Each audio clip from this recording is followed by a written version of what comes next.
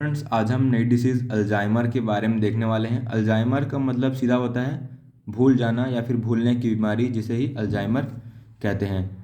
ये जो Alzheimer disease है characterized by progressive impairment in memory. हमारे मेमोरी सिग्नल में जो ब्रेन में मेमोरी सिस्टम पाया जाता है उसमें क्या हो जाता है, इम्पेयरमेंट के कारण हो जाता है।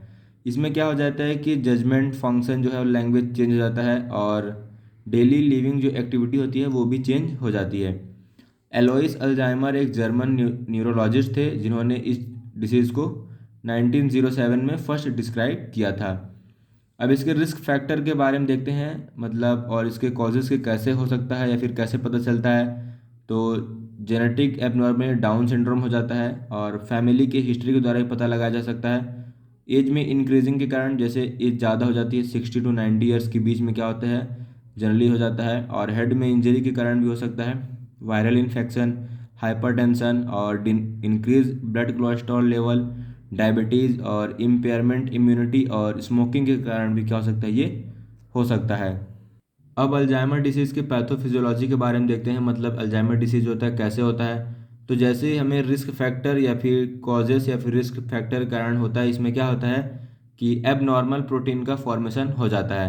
ये एबनॉर्मल प्रोटीन क्या करती हैं, हमारे जो ब्लड में न्यूरॉन्स जो होती हैं वो उनके ट्रांसमिशन और सिग्नल का जो ट्रांसमिशन होता है न्यूरॉन्स के बीच, उसको क्या कर देती है, ब्लॉक कर देती है। जिससे क्या होता है कि हमारे ब्रेन की नर्व ट्रांसमिशन सिस्टम जो होता है वही ब्लॉक हो जाता है और जैसे ब्रेन का जो नॉर्मल फंक्शन होता है वो भी ब्लॉक हो जाता है। एबनॉर्मल प्रोटीन के कारण क्या करता है कि नर्व का ट्रांसमिशन सिस्टम जो होता है वो ब्लॉक हो जाता है, जिससे नॉर्मल फंक्शन भी ब्लॉक हो जाता है, जिससे अल्जाइमर डिसीज़ हो जाता है। अल्जाइमर डिसीज़ जो है 3 स्टेप्स में होता है। स्टेज 1 में क्या होता है कि इसका ड्यूरेशन जो होता है 1 to 3 ईयर्स के लिए होता है। इसमें क्या होता है कि पेशेंट जो होता है उसकी माइल्ड मतलब थोड़ी बहुत मेमोरी जो होती है वो लॉस हो जाती है, सैडनेस और डिफ्यूजन्स रहता है, मतलब उदास रहता है, उससे भ्रम आते हैं और उसका मोटर सिस्टम जो होता है लेकिन नॉर्मल रहता है।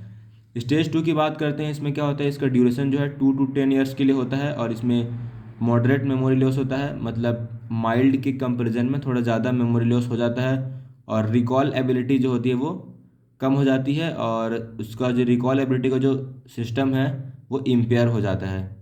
और सेकंड स्टेज में क्या होता है कि उसके स्लीप पैटर्न जो होता है वो चेंज हो जाता है और हेलुसिनेशन रहता है। और स्टेज 3 के बारे में देखते हैं, तो इसका ड्यूरेशन जो होता है 8 to 12 ईयर्स के लिए होता है और इसमें क्या होता है कि फंक्शन जो होता है इम्पेयर हो जाता है, जैसे इंक्रीज इरेटेबिलिटी जो बढ़ जाती है। और इसमें क्या होता है कि मतलब पेशेंट के जो मेमोरी लॉस है वो कम्प्लीटली मेमोरी लॉस हो सकता है। आदमी जो होता है वो पेशेंट जो है कोमा में जा सकता है। अब डायग्नोसिस के बारे में देखते हैं, कैसे पता लगाया जा सकता है कि किसी को अल्जाइमर डिसीज़ हो गया है। तो प्रिकर्सर्स या फिर हिस्ट्री कलेक्शन के द्वारा प्रीवियस हिस्ट्री को पता लगाकर इसका पता लगाया जा सकता है, डायग्नोसिस किया जा सकता है। फिजिकल एग्जामिनेशन के थ्रू, EEG के द्वारा और CT स्कैन और MRI के द्वारा भी इसका डायग्नोसिस किया जा सकता है।